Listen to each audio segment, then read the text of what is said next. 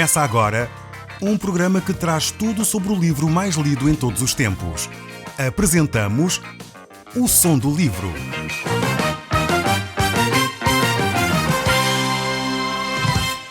Seja muito bem-vindo. Neste podcast vai encontrar o livro mais conhecido e lido em todo o mundo. Vamos levá-lo numa viagem pela história da humanidade. Este é um audiolivro para si, para a sua família e sociedade em geral. Contextualização e comentários de Paulo Chaveiro.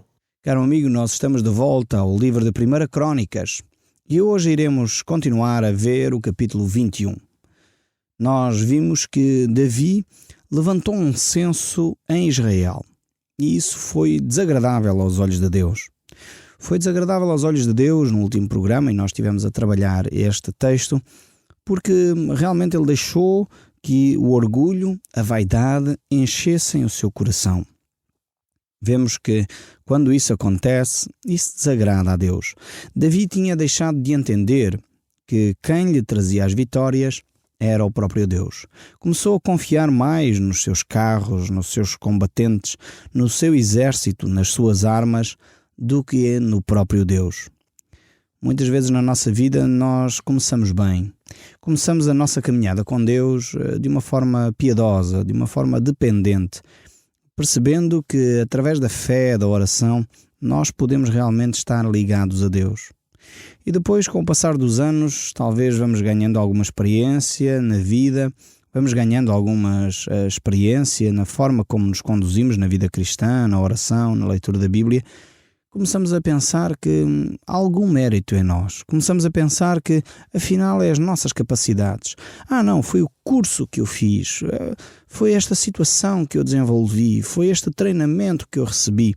E começamos a pensar acerca de nós próprios aquilo que não convém.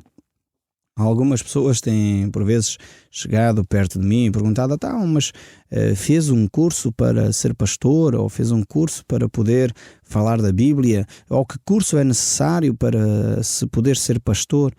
Eu quero dizer que o curso mais necessário para alguém poder servir a Deus é a oração e a leitura da Palavra de Deus. Todos os cursos teológicos, os cursos académicos são importantíssimos, devem ser feitos e eu próprio fiz, mas não é isso que torna alguém apto para servir a Deus. Aquilo que torna alguém apto para servir a Deus é o seu caráter, é a sua comunhão com Deus, é a oração e o passar tempo de volta das Escrituras, a entender aquilo que Deus tem para nos transmitir. As ferramentas que nós podemos adquirir ao longo da nossa vida, a formação que nós podemos receber são excelentes, mas não são elas que determinam as nossas vitórias. A nossa vitória provém de Deus. E a Deus deve ser dada toda a glória pelas vitórias que vamos alcançando na nossa vida. Davi esqueceu-se deste aspecto e por isso mesmo ele se afastou, começou a fazer um censo, a pensar que se ele contasse o seu exército, se ele soubesse exatamente quantas pessoas tinha no seu exército, que ele poderia talvez desempenhar algo de uma forma mais eficaz, ou enfim, o orgulho subiu ao seu coração e realmente ele perdeu o rumo, perdeu a orientação, deixou de perceber quem fazia o quê e porque é que ele era tão bem sucedido nos seus combates. Então isso trouxe consequências terríveis para a nação de Israel. Davi, porém, não deu ouvidos, inclusive, aos reparos que Joabe lhe deu sobre este censo. Joabe era um general bem sanguinário, era um general muito pouco temente a Deus. No entanto, diante desta situação, ele teve realmente uma atitude correta e sábia. Diante desta situação, ele sugeriu várias vezes a Davi que ele não cometesse este erro.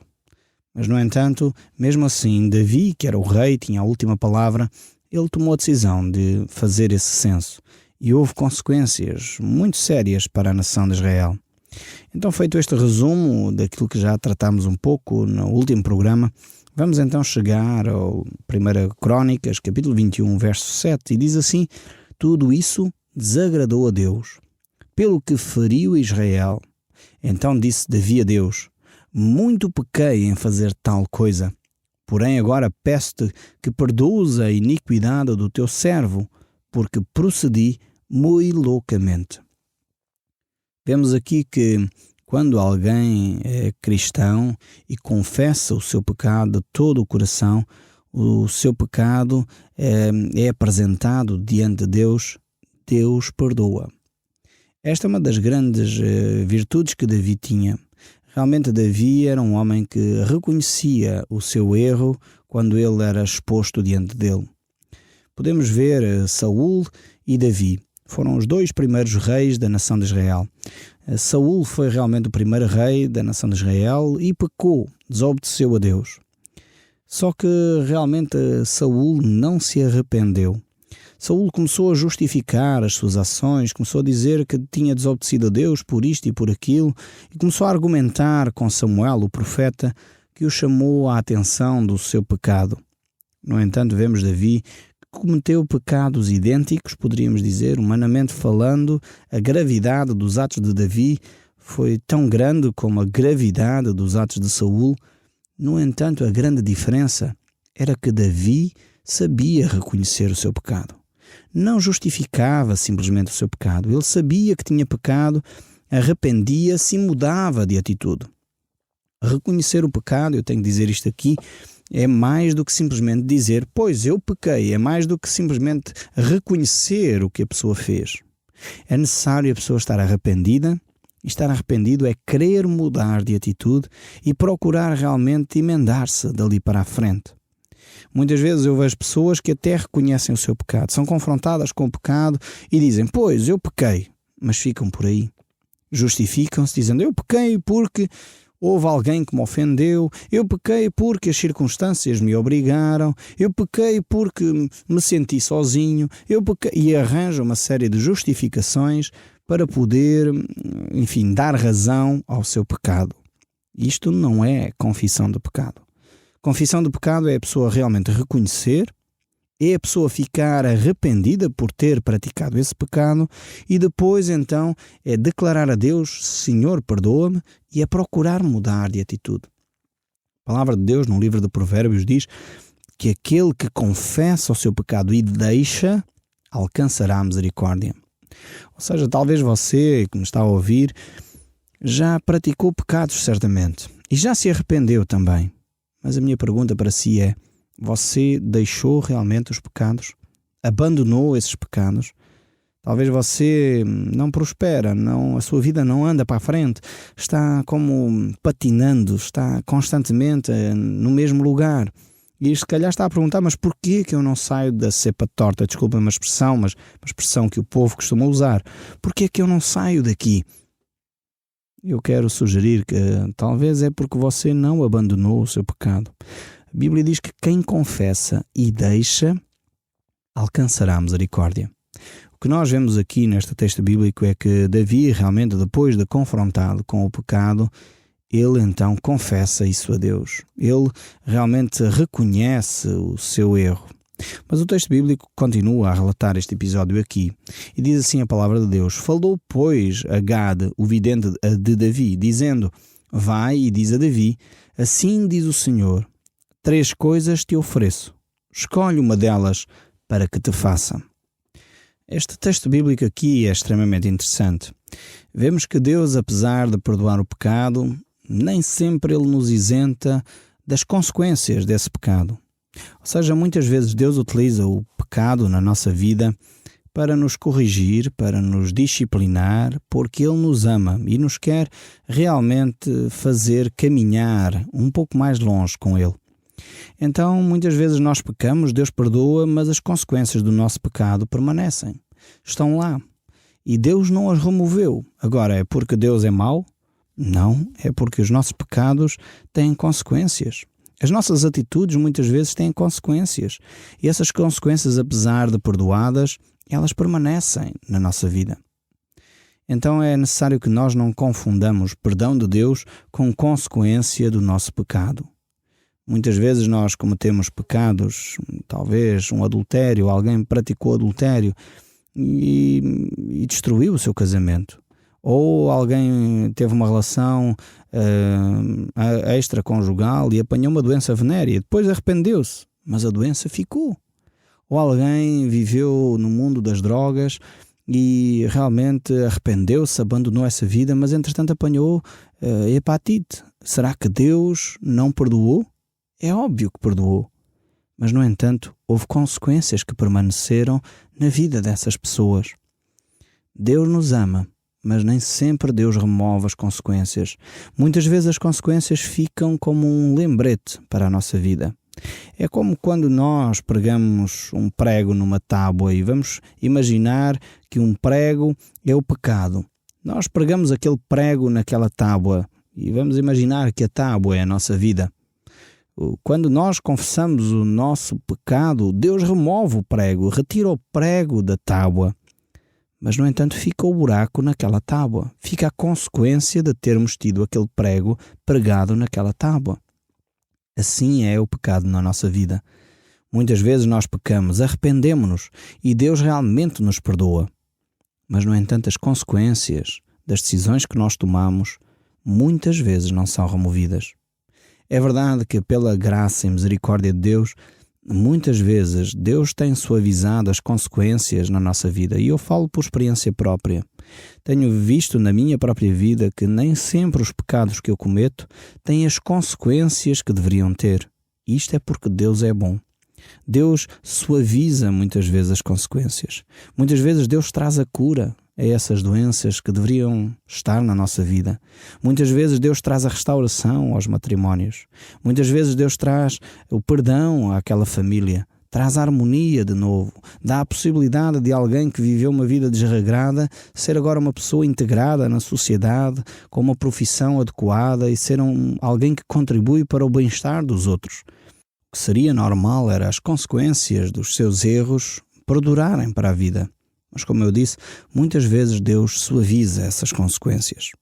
Aqui no caso de Davi, a situação não foi bem assim, pois realmente Davi desobedeceu e era algo que não deveria ter acontecido. Davi fez realmente uma coisa que ele estava bem consciente que não deveria ter feito. Apesar de ele se ter arrependido, manteve-se as consequências do seu erro. E diz assim o verso 11: Veio, pois, Gate a Davi, este profeta, e lhe disse: Assim diz o Senhor, escolhe o que queres, ou 3 anos de fome, ou que por 3 meses seja consumido diante dos teus adversários e a espada dos teus inimigos te alcance, ou que por 3 dias a espada do Senhor, isto é, a peste da terra e o anjo do Senhor, causem destruição em todo o território de Israel.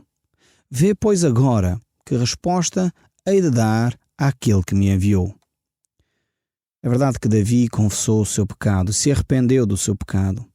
Mas, mais uma vez, Deus, como Pai amoroso, quer levar Davi a perceber que os pecados têm consequência. Não podemos deixar que a vaidade e o orgulho encham o nosso coração e simplesmente pensar que é uma coisa sem importância. Deus quer levar realmente Davi, como o seu filho amado, a dar um passo mais nessa caminhada com Deus. E Davi realmente agora está diante de uma situação bastante complicada. Ele próprio se colocou nela e agora está diante de uma situação complicada. Então disse Davi a Gad, o profeta: Estou em grande angústia. Caia eu, pois, nas mãos do Senhor, porque são muitíssimas as suas misericórdias, mas não nas mãos dos homens, não caia eu. Davi conhecia bem a misericórdia de Deus. Ele sabia que era bem preferível cair nas mãos de Deus do que cair nas mãos de qualquer outra pessoa. Ele sabia que Deus é um Deus bondoso, um Deus misericordioso, um Deus que não vai além daquilo que é justo e correto acontecer.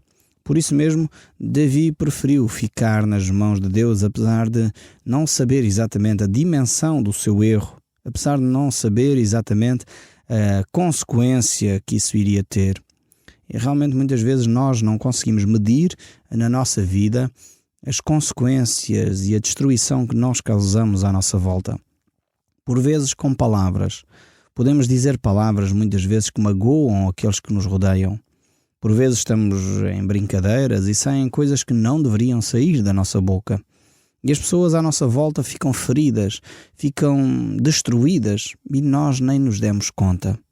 Muitas vezes a destruição que nós causamos ao nosso redor é tão grande que nem nós nos apercebemos, não medimos as consequências das nossas palavras. A palavra realmente que nós proferimos ao nosso redor é como um fogo. O livro de Tiago diz exatamente isso. A língua é um pequeno instrumento que está no nosso corpo, mas ela pode, assim como um pequeno fósforo, incendiar uma grande floresta.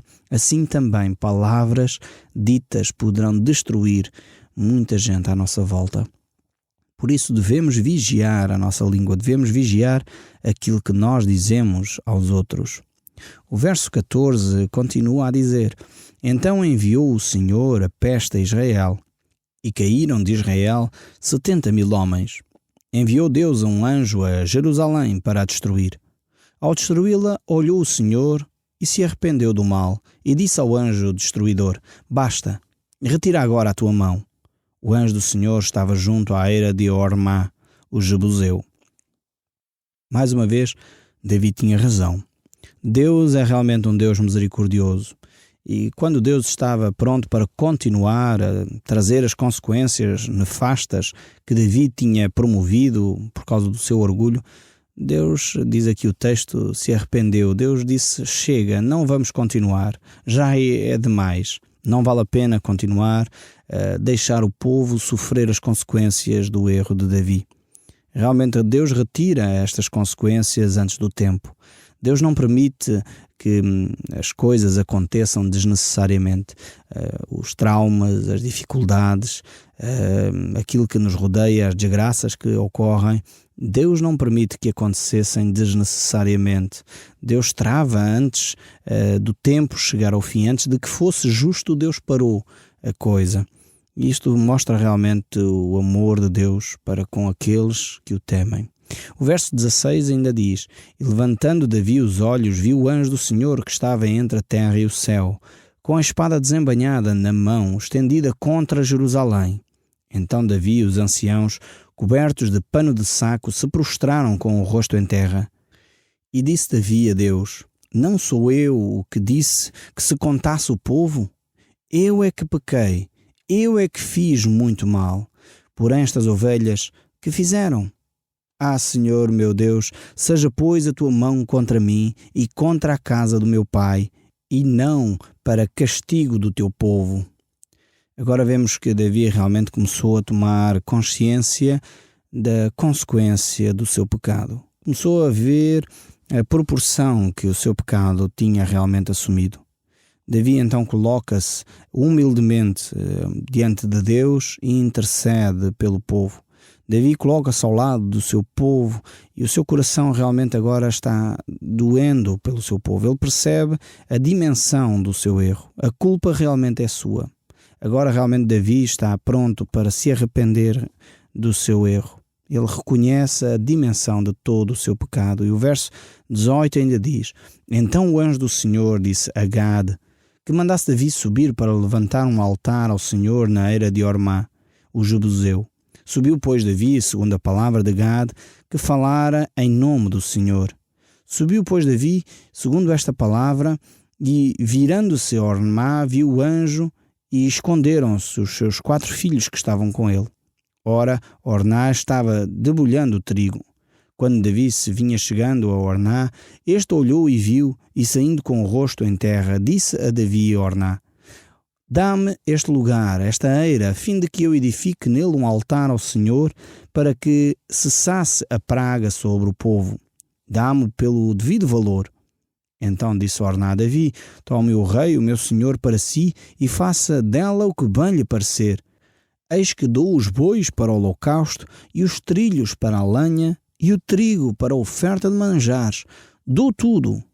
Aqui temos um homem bem pronto para servir. Um homem que estava consciente também que servir a Deus é aquilo que vale a pena. Por isso estava disposto a oferecer tudo para que o holocausto fosse oferecido a Deus. O terreno, os bois, a lenha e as ofertas de manjar.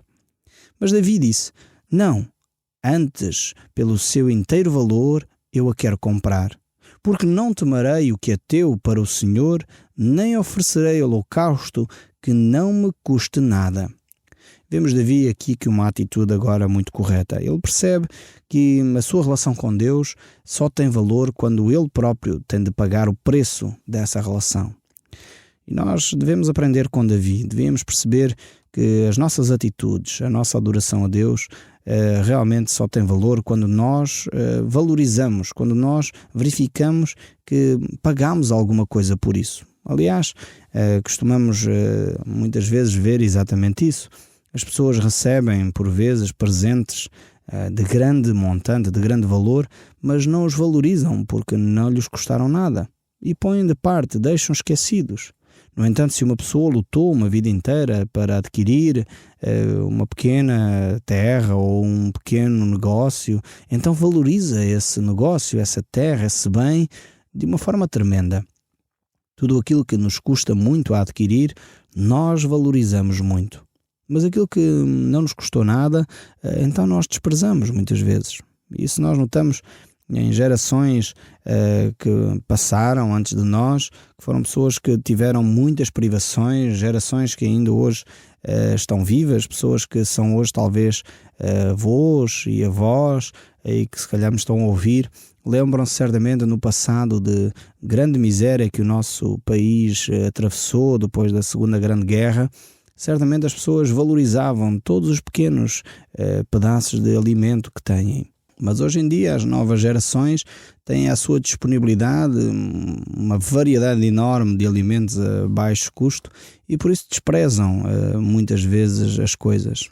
Aquilo que nos custa a ganhar, realmente nós valorizamos. E por isso mesmo Davi queria valorizar este seu ato de fé. Eu creio que com a vida espiritual é a mesma coisa. Quando a pessoa procura ter a palavra de Deus, procura estudar a Bíblia, tem a oportunidade de ouvir a palavra de Deus em primeira mão, então essa palavra é valorizada, essa palavra é vivida, é recebida com grande apreço e por isso mesmo nós devemos valorizar aquilo que Deus nos dá. Eu pergunto se você tem esta mesma atitude de Davi. Está disposto a sacrificar a Deus, mas alguma coisa que lhe custe, que você valoriza. Esse é o verdadeiro ato de adoração. É aquilo que realmente nós podemos oferecer e podemos realmente dar porque nós próprios valorizamos.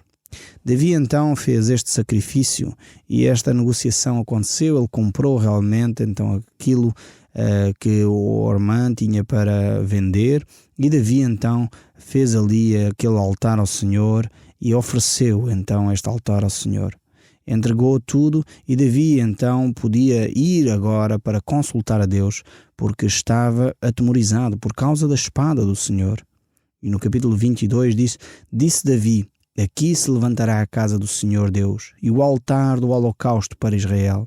E deu ordem Davi para que fosse juntado aos estrangeiros que estavam na terra e encarregou pedreiros que preparassem as pedras de cantaria para a edificação da casa de Deus. Vemos que Davi tinha esta consciência plena do serviço a Deus. E por isso mesmo, ele então quis entregar este espaço para que ele se fizesse a casa de Deus. Vemos como um episódio que começa com orgulho e arrogância da parte de Davi, termina com um ato bem altruísta de edificar um templo, um marco para a sua relação com Deus. Desejo que na sua vida possa acontecer o mesmo.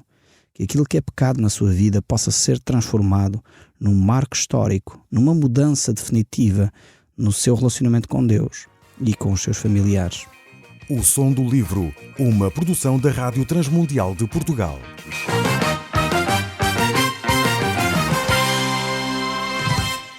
RTM. Conhece todos os nossos programas em rtmportugal.org. Uma produção da Rádio Transmundial de Portugal.